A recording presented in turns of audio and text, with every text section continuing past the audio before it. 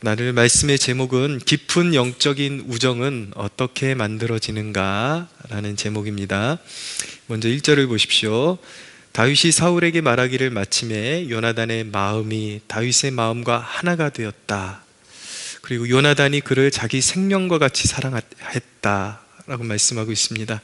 자, 엉뚱하게도 영적으로 탈선한 부류들은 이 대목을 가지고 동성애를 합리화시키고 정당화시키는 그런 도구로 사용하려고 합니다. 이 시대의 미혹이라는 것은 어떻게 일어나냐면, 동일한 단어에 나타날 수 있는 완전히 다른 의미가 있잖아요. 사랑이라는 그 단어 안에도 그 문맥이 어떠냐에 따라서 인간적인 저속한 사랑이 있을 수 있고, 하나님이 말씀하시는 아가파의 사랑이 있을 수가 있죠. 그래서 우리가 사랑이라는 단어를 사용할 때에 그것이 어떤 맥락에서 사용되었느냐에 따라서 완전히 180도 다른 의미를 가지고 있다는 것을 우리가 알고 있습니다.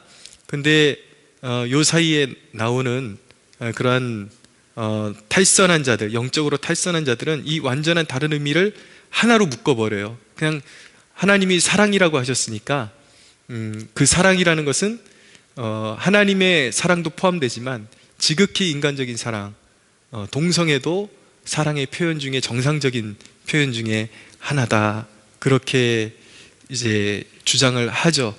그런 것과 마찬가지로 이 요나단의 마음이 다윗의 마음과 하나 되었다라는 이것이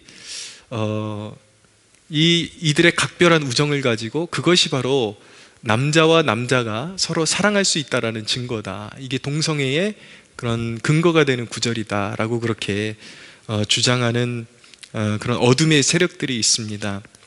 그런데 그 사람들은 소돔과 고모라가 망한 것도 동성애가 원인이 된 것이 아니라 의인 10명이 없어서 망한 것이다 라고 그렇게 말을 돌립니다. 분명히 의인 10명이 없어서 망한 건 맞아요. 근데 그들의 소돔의 영적인 상태가 완전히 성적으로 완전히 붕괴되어 있었고, 완전히 타락의 그 끝자락으로 가서 그것이 어떤 소돔과 고모라의 영적인 그런 상태를 이렇게 대표적으로 반영해서 보여주는 것이 분명히 동성애라는 것은 창세기가 분명히 명시하고 있는 것입니다. 분명히 동성애가 소돔과 고모라가 멸망하는 주된 죄악 중에 수많은 죄악들이 있었어요. 영적으로 완전히 황폐화된 도시였는데 그들은 정의가 굽어 있었고, 가난한 자를 보고도 업신여겼고, 그리고 성적으로도 굉장히 문란하고, 이 모든 것들이 복합적이지만 성경이 분명히 말씀하고 있는 것은 그들의 극도로 타락한 성적인 죄악 때문에 더욱 심판을 당겨왔다라는 것을 말씀하고 있죠. 베드로 후서 2장에도 보면 그 맥락이 그대로 녹아져 있다는 것을 보게 됩니다. 잠시 읽어드릴 테니까 좀 들어보십시오. 그러나 백성 가운데 또한 거짓 선지자들이 일어났었나니 이와 같이 너희 중에도 거짓 선생들이 있으리라. 그들은 멸망하게 할 이단을 가만히 끌어들여 자기들을 사신 주를 부인하고 임박한 멸망을 스스로 취하는 자들이라. 여럿이 그들의 호색하는 것을 따르리니 이는 이로 말미암아 진리의 도가 비방을 받을 것이요 그들이 탐심으로써 지어낸 말을 가지고 너희로 이득을 삼으니 그들의 심판은 옛적부터 지체하지 아니하며 그들의 멸망은 잠들지 아니하느니라. 그들이 거짓 선생들이 탐심으로 지어낸 말, 동성애도 괜찮다, 성적으로 타락해도 전혀 복음을 받아들이는데 무관하다라고 가르쳤던 선생들이 있었다라는 거예요. 근데 그런 거짓 선생들에 대해서 경고하는 것이죠. 하나님이 범죄한 천사들을 용서하지 아니하시고 지옥에 던져 어두운 구덩이에 두어 심판 때까지 지키게 하셨으며 옛 세상을 용서하지 아니하시고 오직 의를 전파하는 노아와 그 7 식구를 보존하시고 경건하지 아니한 자들의 세상에 홍수를 내리셨으며 소돔과 고모라 성을 멸망하기로 정하여 재가 되게 하사 후세에 경건하지 아니할 자들에게 본을 삼으셨으며 무법한 자들의 음란한 행실로 말미암아 고통당하는 의로운 롯을 건지셨으니 소돔과 고모라의 급격한 성적인 타락으로 인해서 아브라함의 조카 롯이 괴로워했다라고 말씀하고 있는 거예요. 이는 이 의인이 그들 중에 거하여 날마다 저 불법한 행실을 보고 들으므로 그 의로운 심령이 상함이라. 주께서 경건한 자는 시험에서 건지실 줄 아시고 불의한 자는 형벌 날에 두어 심판날까지 지키시며 특별히 육체를 따라 더러운 정욕 가운데서 행하며 주관하는 일을 멸시하는 자들에게는 형벌할 줄 아시느니라 라고 말씀하고 있는 거예요. 분명히 소돔은 동성애로 대표되는 성적인 타락이 주요한 제목이었다라는 것을 알게 되는 것입니다. 이 대목을 가지고 이 다윗과 요나단의 이 깊은 우정을 가지고 결코 퀴어 신학을 주장하는 자들처럼 동성애를 합리화시킬 수 없다라는 것을 성경은 분명하게 보여주고 있습니다. 다윗과 요나단은 영적인 연합을 이루었던 것입니다. 영어 성경을 보면 영적으로 그들이 하나가 되었다, 그 심령 안에서 하나가 되었다라고 그렇게 표현하고 있습니다. 분명히 동성애는 호색이라고 말씀하고 있어요. 음란한 것을 추구하는 것인데 비뚤어진 호색이라고 말씀드릴 수가 있는 것입니다. 왜곡된 성, 물론 그 안에는 동성애자가 된 사람들의 그 형편을 들어보면 참 안 된 사람들도 있어요. 어렸을 때의 그런 친척이나 어떤 좀 이렇게 자기보다 힘이 센 다른 남성으로부터 성폭력을 당한 것이 기회가 돼가지고 어떤 잘못된 그런 성적인 도취에 빠져들어가서 자기가 끊고 싶어도 끊지 못하는 사람들이 있죠. 그러나 우리가 복음으로서 그들에게 주님의 사랑으로 그들을 품어주고 그리고 그들에게도 복음이 증거되도록 애써야 되는 것은 사실이지만, 그렇다고 해서 그들이 불쌍하다고 해서 절대 동성애가 죄가 아닌 게 되지는 않는다라는 것을 우리가 염두에 둬야 하는 것입니다. 다윗과 요나단의 이 우정은 정말 영적으로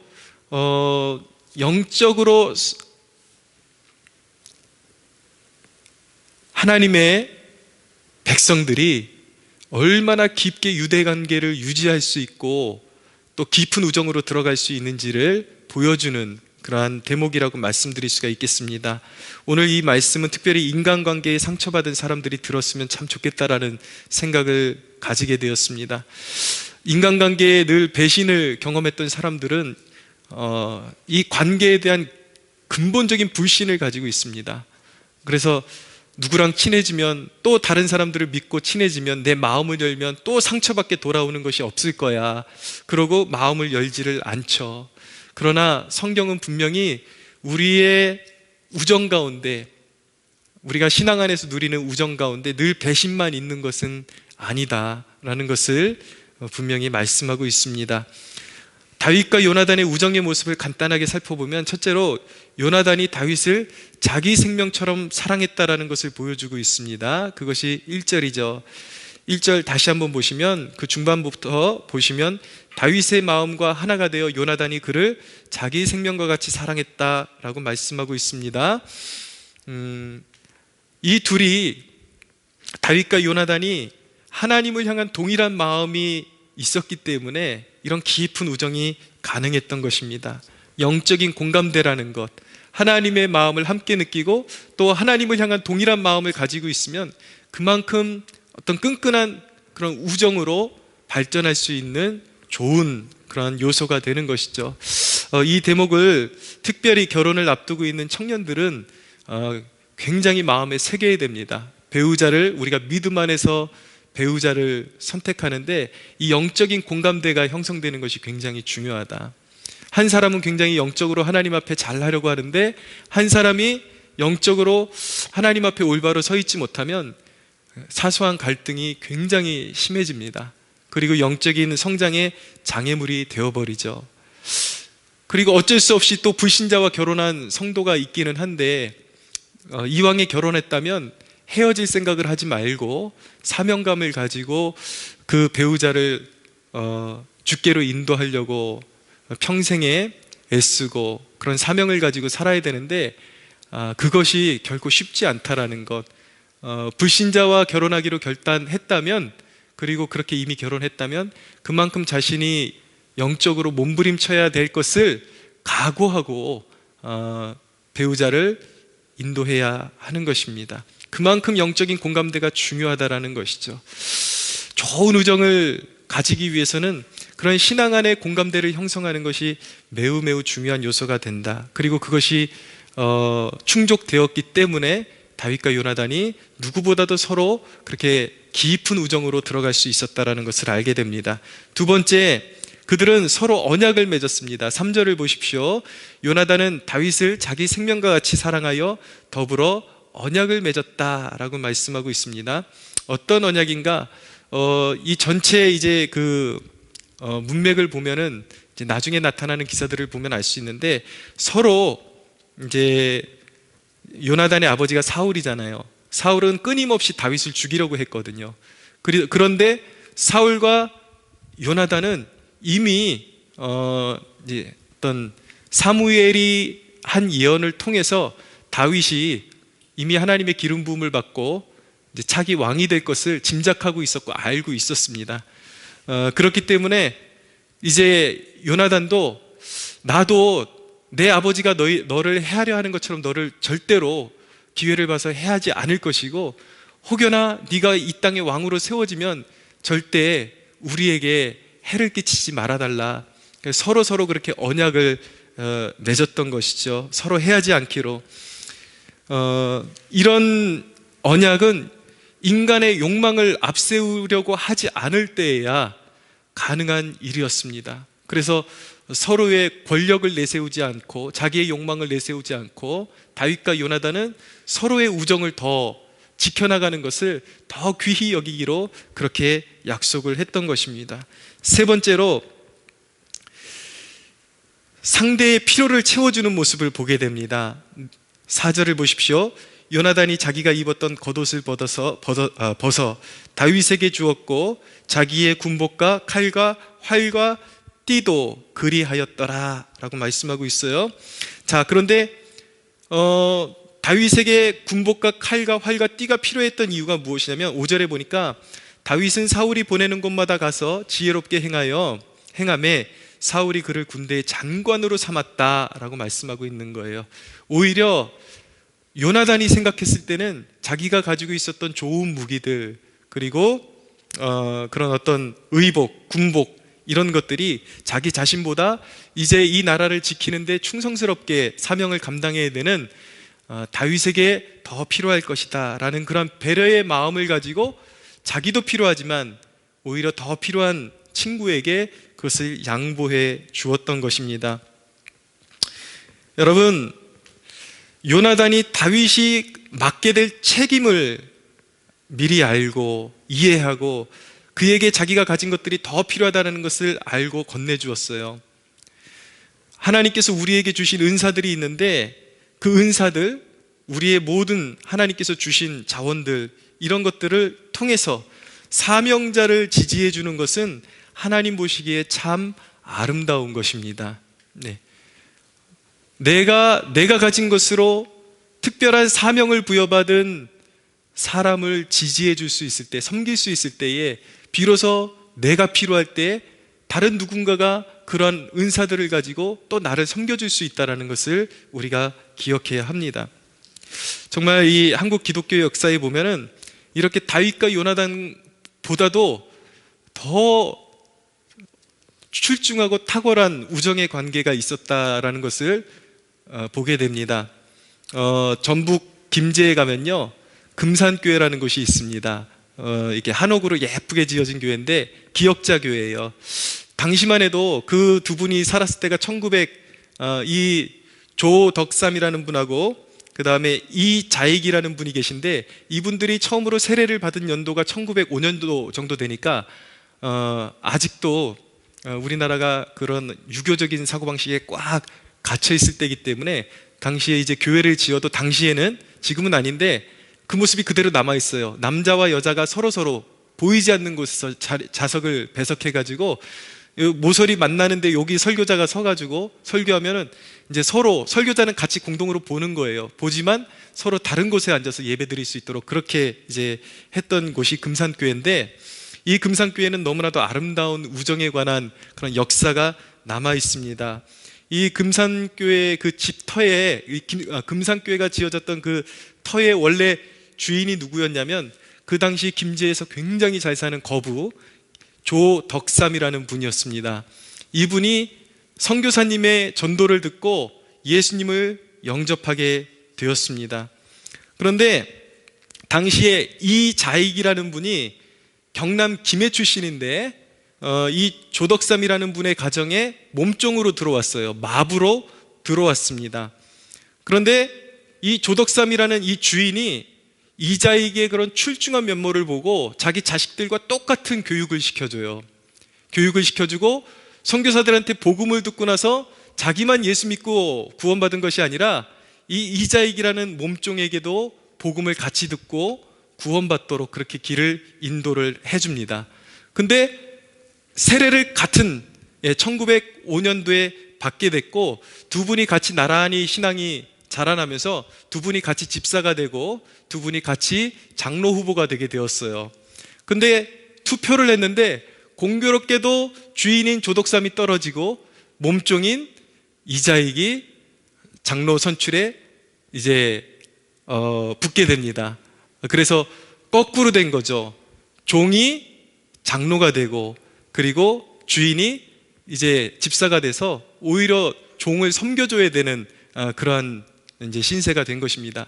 그런데 이 조덕삼이라는 분이 이 주인이 그것을 시기하지 않고 질투하지 않고 성숙하게 그렇게 투표를 해준 그 교인들에게 무한하게 감사를 표현하고 오히려 이 장로님을 깍듯이 모십니다. 자기 종인데 깍듯이 모시고 그 이자익이라는 분 안에 있는 영적인 열정, 뜨거움, 하나님을 향한 그런 순종의 모습을 보고 이분은 목회작감이다 라고 그렇게 느끼고 나서 이 주인 되는 조덕삼이 몸종이었던 이 이자익 장로를 신학을 시켜줍니다. 공부를 시켜줘서 목사가 되게 만들어요. 목사가 되게 만들었는데 또 자기 교회 금산교회 담임 목사님으로 청빙을 해요. 이 조덕삼이라는 분이 자기가 주인인데 그래서 청빙을 해가지고 담임 목사님으로 세워요. 역사의 기록에 보면 이 조덕삼이 그 당시에는 이제 이자익이라는 몸종이 목사님 담임 목사님으로 오시고 이 조덕삼이라는 분이 이제 장로님이 되셨어요. 근데 이 조덕삼 장로님이 이자익 목사님이 설교하실 때는 무릎을 꿇고 하나님의 말씀을 들었다고 합니다. 그런데 이제 예배가 끝나고 평상시에는 이 이자익 목사님은 그래도 주인이었으니까 깍듯이 주인으로서 모시고 서로 이렇게 아름다운 우정의 관계를 계속해서 유지하고 누구 한 사람이 잘 나간다고 해서 질투하는 것이 아니라 내 몸종이 잘 나간다고 해서 질투하는 것이 아니라 오히려 그의 영적인 그런 어떤 자질을 알아보고 끝까지 이 훌륭한 종으로 설 수 있도록 그렇게 밀어줬던 훌륭한 이야기가 우리나라 기독교 역사에 남아 있습니다. 근데 이 이자익이라는 분이 너무나도 또 출중하게 목회를 잘해가지고 그 장로교단에 3번이나 총회장을 역임하셨어요. 그런데도 평생 그렇게 담임 목사님으로 모시고 깍듯하게 그렇게 모시고 서로 그렇게 우정을 나누었던 이야기가 이 나라에도 이 기독교 역사 가운데 남아있고 존재해 오고 있는 것입니다. 여러분, 하나님 안에서 배신만 있는 것은 아닙니다. 영적인 성숙함 안에서 정말 서로 깊은 우정으로 서로 세워주고 세워주는 아름다운 우정이 존재할 수 있다는 것, 그것을 믿으시는 여러분들 되시기를 바랍니다. 그러면 변치 않는 그런 우정, 다윗과 요나단 같은, 그리고 조덕삼과 이자익 같은 그런 신앙의 우정은 어떻게 만들어가는 것인가? 우리가 그것을 알아야 되겠죠. 자, 이런 깊은 우정을 만들어 가려면 첫째로 십자가가 필요합니다. 서로가 십자가를 지는 모습이 필요합니다. 여러분, 좋은 우정이라는 것은 늘 원만한 상황이 받쳐주었기 때문에 생기는 것이 아닙니다. 인간이 존재하는 곳마다 갈등이 있기 마련이에요. 여러분, 사람들이 모이는 곳을 가보십시오. 분명히 겉으로 보기에는 서로 다 웃고 끝났어요. 파하고 끝났는데 나중에 이야기를 들어보면 누가 누구의 말 한마디에 또 상처받았대, 누구는 왜 저 모양이냐, 인간이 모이는 곳마다 끊임없이 그런 갈등이 생기게 되어 있어요. 상처가 있고 오해가 있고 그런 것이죠. 원만한 상황이 받쳐주기 때문에 우정이 싹트는 경우, 우정이 깊어지는 경우는 사실은 없는 것입니다.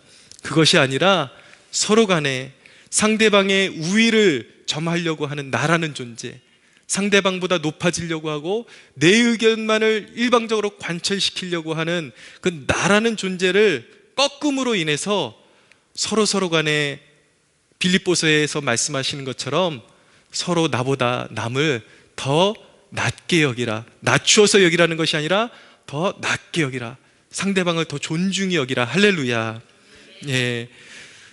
나를 꺾고 상대를 존중히 여기는 그 마음 속에서 그 우정은 지속되게 되는 것입니다. 허물이 없는 사람이 어디 있어요? 다 저 사람의 저런 모습에는 저 사람은 저 정도 허물이 있구나. 그러나 하나님이 보시기에 저 사람이 참 저런 면은 아름다운 면이 있구나. 좋은 면을 더 세워주고 허물은 덮어주고, 이런 성숙함 속에서 이렇게 서로 십자가를 지는 그 은혜 속에서 서로가 자라가고 깊은 우정은 깊어지게 싹트게 되어 있는 것입니다. 상대방의 약함을 담당하려는 자세도 필요한 것입니다. 우리는 서로 같지 않아요. 어떤 사람은 이것을 잘하고 어떤 사람은 다른 것을 잘합니다. 그런데 이기적인 사람들은 왜 저 사람은 내가 잘할 수 있는 저것을 저렇게 못하느냐라고 손가락질하기 바쁘죠. 그러나 성숙한 사람은, 마음에 십자가가 있는 사람은 다른 사람이 못하는 것이 바로 내가 짊어지고 가야 될 부분이구나, 내가 받들어줘야 될 부분이구나, 그것을 알게 되는 것입니다. 그래서 상대방에게 나와 같은 부분을 강요할 것이 아니라 상대방이 내가 할 수 있는 것을 갖고 있지 못하다면 오히려 그에게 가서 그 모자란 부분을 채워주는 것이 하나님 보시기에 너무나도 아름다운 모습이라는 것을 우리가 기억해야 하는 것이죠. 두 번째로, 변치 않는 신앙의 우정을 쌓아가려면 은혜가 필요합니다. 오늘 다윗과 요나단의 연합은 분명히 그 안에 성령의 역사가 있었다는 것을 알게 된 것입니다. 성경이 표현하고 있는 이 뉘앙스는 단순히 그들이 친해졌다는 것이 아니라 한 성령 안에서 그들의 마음이 동하고 연합했다라는 것을 보여주고 있는 것입니다. 하나님이 사람의 마음을 움직이실 때에 성도들이 서로 하나 되고 연합되는 역사는 성경에 그대로 고스란히 녹아있음을 우리가 볼 수가 있게 됩니다. 사도행전 4장 31절 이하에 보면 이렇게 말씀합니다. 들어보십시오. 빌기를 다하매 이들이 함께 모여서 기도했어요. 은혜를 받았습니다. 모인 곳이 진동하더니 무리가 다 성령이 충만하여 담대히 하나님의 말씀을 전하니라. 은혜 받고 그들이 충만해졌죠. 믿는 무리가 다 한 마음과 한 뜻이 되었다라고 말씀하고 있습니다. 마음이 열리니까 어떻게 되는가? 모든 물건을 서로 통용하고 자기 재물을 조금이라도 자기 것이라 하는 이가 하나도 없더라. 마음이 열리니까 자기의 모든 것을 내어줄 수가 있어요. 서로의 필요를 내어줄 수가 있어요. 마음이 열리니까 한 마음이 될 수가 있어요. 여러분, 큰 은혜를 받으니까 초대교회 공동체가 서로 성격도 다르고 생각도 다른 사람들이 모였지만 하나 되는 놀라운 역사를 보게 되는 것입니다. 여러분, 좋은 관계를 만들어가고 싶으십니까? 그러면 먼저 우리의 마음밭이 갈아엎어져야 됩니다. 은혜 받아야 하는 것입니다. 할렐루야.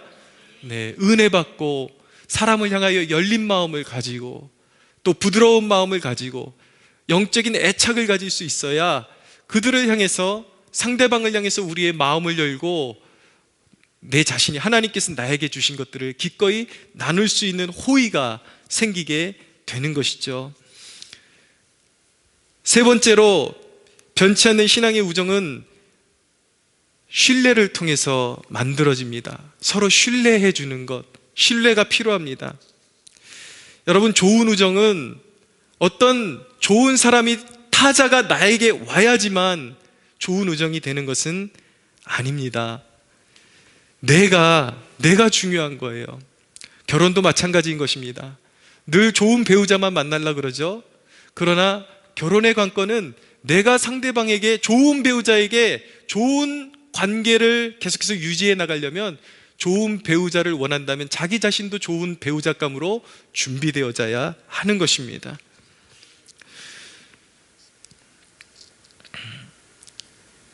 여러분, 내가 먼저 상대방을 향해서 변치 않는 믿음과 신뢰를 가지고 관계는 만들어가는 것입니다. 이것이 기독교의 우정이에요. 이것이 예수님의 사랑이 아니겠습니까? 예수님의 사랑, 제자들을 향한 예수님의 사랑은 어떤 것이었는가? 요한복음 13장 1절에 있는 말씀 제가 찾아서 읽어드릴게요. 이렇게 말씀하십니다. 6월절 전에 예수께서 자기가 세상을 떠나 아버지께로 돌아가실 때가 이룬 줄 아시고 세상에 있는 자기 사람들을 사랑하시되 끝까지 사랑하시니라. 예수님의 사랑은 끝까지 사랑하시는 사랑이었습니다. 예수님의 제자들은 단단하지 못한 사람들이었어요. 예수님이 십자가를 지시고 나니까 모두 뿔뿔이 흩어져서 도망갔던 사람들이었습니다. 베드로는 예수님을 3번이나 모른다고 부인했습니다. 그러나 예수님께서 베드로를 버리셨는가? 제자들을 버리셨는가? 예수님께서는 제자들을 찾아가셨습니다. 끝까지 찾아가셔서 제자들을 다시 모으셔서 하나님 나라의 위대한 사역자로 세우셨습니다. 베드로를 찾아가셔서 자신을 부인했던 베드로가 상심해 있는 것을 아시고 네가 나를 사랑하느냐? 3번을 부인했던 베드로에게 3번을 물으십니다. 네가 나를 사랑하느냐? 네가 나를 사랑하느냐? 주님께서는 그 죄책감을 씻어주시고 오히려 그에게 위대한 사명을 맡겨주시는 사랑의 목자셨습니다. 예수님께서 무한한 사랑으로 제자들을 아끼시고 끝까지 사랑해 주셨기 때문에 우리가 그 사랑을 입은 자들이거든요. 주님의 부르심을 받은 우리들, 저와 여러분 모두가 주님의 이 영원한 사랑을 소유한 사람들임을 믿으시기 바랍니다. 주님이 우리를 버리지 아니하시기 때문에 우리도 사람을 소중히 여길 수 있어야 되는 것입니다. 여러분, 많은 상처와 배신을 경험한 사람들은 그렇게 질문을 할 수 있습니다. 거듭되는 배신에 사람을 믿는 것이 얼마나 부질없는 일인가? 더 이상 믿을 수가 없다. 사람을 믿어봤자 남는 것이 없다. 물론 맹목적으로 모든 것을 믿으라는 이야기는 아닌 것입니다. 그러나 그의 부족함에도 불구하고 그에게 있는 잠재력을 믿어주고 또 하나님의 말씀이 그를 터치하게 될 때 그를 변화시킬 것을 하나님을 바라보면서 그를 신뢰하고 믿어주라는 이야기인 것이죠. 여러분, 결코 성경은 사람의 마음이 쉽게 변하고 사람은 쉽게 우리에게서 등을 돌리기 때문에 사람을 믿을 필요 없다, 사람을 양육할 필요 없다 라고 그렇게 말씀하시지 않습니다. 끝까지 주님의 사랑으로 믿어주고 끝까지 품어주라고 그렇게 우리를 격려하고 있는 것입니다.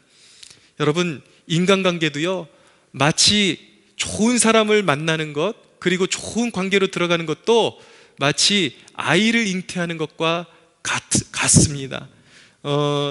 제 그 사모에 제 아내의 친구 분 중에 또 다른 교회에 이렇게 목사님의 사모님이 계세요. 근데 이 사모님의 아픔이 있었습니다. 몇 년을 연달아 임신을 했는데 계속 유산하는 거예요. 그래서 이분에게 상처가 있었고 고통이 있었어요. 그리고 마음에 의심이 있었어요.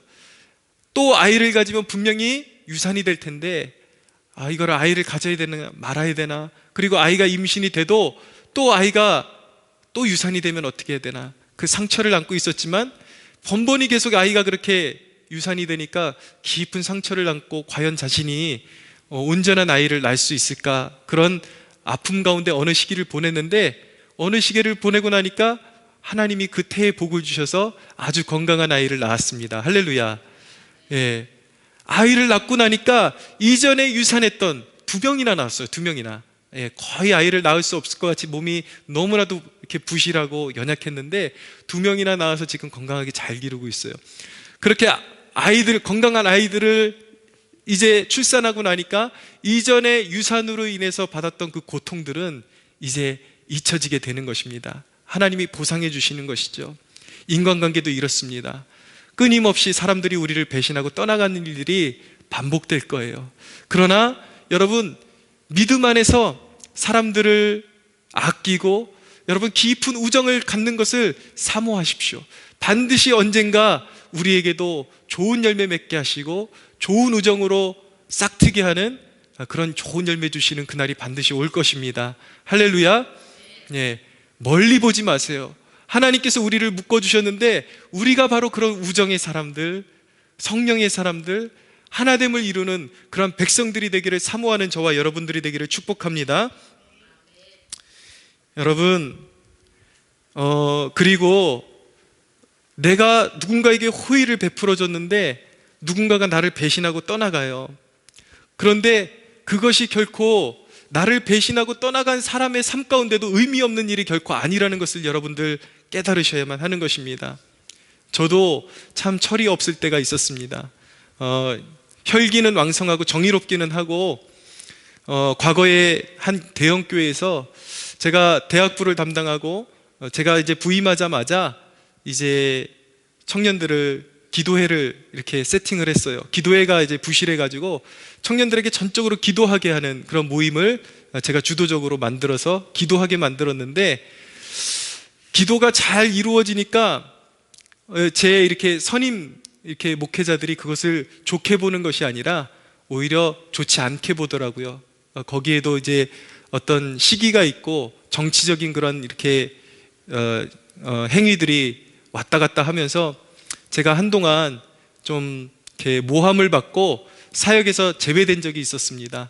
그런데 이제 당시에 그 기도원 담당을 하시던 목사님이었고, 저는 그때 당시에 전도사였는데, 제가 전도사고 그분이 목사님이었는데도 불구하고 항상 또래는 같았거든요. 같은 연배라서 저를 친구처럼 여겨주시고, 그분 기도원에 이제 제가 마음이 한창 상해 있으니까 기도원에 제 방을 따로 마련해 두고 항상 저에게 호의를 베풀어 주시고 격려해 주셨던 목사님이 있어요. 근데 그 당시에 제가 그 고마움을 모르고 너무 사람을 홀대했던 거예요. 그분은 이제 미국으로 유학 가시고 났는데, 그렇게 고마운 분이었는데 미국 가는데 얼굴 코빼기 한번 저는 안 보이고, 지금 와서 생각해 보니까 내가 참 고마움을 몰랐구나. 그분이 그렇게 나에게 호의를 베풀어 줬던 것이 헛된 것이 아니라, 그때를 생각하면서 제가 깨닫게 되는 것은 무엇이냐면, 지금 소망이 드는 것은 무엇이냐면, 최근에 그런 기도를 드렸습니다. 하나님, 저도 그와 같이 그렇게 환난당하고 그렇게 마음이 상한 그런 주위의 백성들, 하나님의 사람들을 위로하고 그들이 쉬어갈 수 있는 그늘처럼 그렇게 쓰임받게 해주십시오 라고 그렇게 기도했습니다. 그때 당시에 그분은 아마 그렇게 생각했을 수도 있어요. 잘해줘봤자, 머리 검은 것들은 잘해줘봤자 소용이 없구나 라고 그렇게 판단했을지 모르겠지만, 한참 그게 벌써 제가 10년이 넘은 이야기거든요. 10년이 훨씬 넘어서 지금 생각해 보니까, 그때 그분이 얼마나 나를 배려해줬고 성숙한 사랑으로 나를 품어줬는지를 깨닫게 되면서, 제가 이제 그 사랑에 눈이 뜨이게 되면서 나도 그런 사랑의 사람이 되었으면 좋겠다라는 그런 각성이 일어나게 된 것입니다. 여러분, 우리를 배신하고 떠나가는 사람들이 있다고 할지라도 우리가 주의 사랑으로 품어주는 것 하나도 헛되지 않다라는 것, 반드시 언젠가 열매 맺게 되는 그날이 올 것이라는 것을 믿으시기 바랍니다. 여러분, 이 순도 높은 우정이 교회를 세우고 풍성하게 하는 것입니다. 신약 성경에 보면 디모데라는 사람은 바울을 아버지처럼 따랐습니다. 누가복음 8장에 보면은 예수님을 지극히 섬긴 여인들의 이야기가 나옵니다. 그 깊은 우정이 한 비전에 꽂히면 하나님의 놀라운 역사가 일어나게 되는 것입니다. 저는 소원합니다. 우리 교회가 정말 이 끈끈한 우정으로 서로에게 서로의 마음을 내어주고, 서로를 더욱더 돈독하게 보살펴주고, 무엇이 필요한가, 무엇이 어려운가 서로 보살펴주는 가운데 우리가 그 끈끈한 우정으로 하나 될 수 있다면, 그런 하나됨이 있는 공동체 가운데 하나님의 놀라운 비전을 부어주실 때에 그곳에 폭발적인 능력이 역사함을 믿으시기 바랍니다. 여러분, 놀라운 것은요, 저희 교회가 이렇게 든든히 서갈 수 있는 그런 이유 중에 하나가, 저에 대해서 일말의 눈꼽만치도 잘 모르고 제가 믿을 만한 사람이라는 것도 모르는 그런 분들이 일방적으로 믿어주시는 그런 소수의 분들이 계세요. 너무나도 저는 그분들한테 뭘 봉사한 적도 없고 제가 목사로서 그분들에게 뭔가 양육을 한 적도 없는데, 어떻게 정말 조건 없는 사랑으로 저와 우리 교회를 품어주시는 그런 소수의 분들을 볼 때, 정말 아직도 오직 그리스도의 사랑만으로 이런 깊은 우정을 실천하시는 분들이 있다라는 것이 얼마나 큰 위로로 와닿는지 모릅니다. 오늘 그분들에게 놀라운 축복이 임하기를 소원합니다. 여러분, 우리 교회가 그렇게 서로에게 돌려받을 것 없어도 주님이 우리를 허물밖에 없는 우리를 일방적으로 품어주신 것처럼 서로가 서로를 품어주고 서로가 서로를 이해하고 서로에게 도움을 주고 유익을 주는 관계로 발전할 수 있다면 정말 우리 교회가 하나님이 기뻐하시는 거룩한 그런 교회로 아름답게 성장하는 축복을 누리게 될 줄로 믿습니다. 우리 하나님께 영광의 박수 올려드리겠습니다.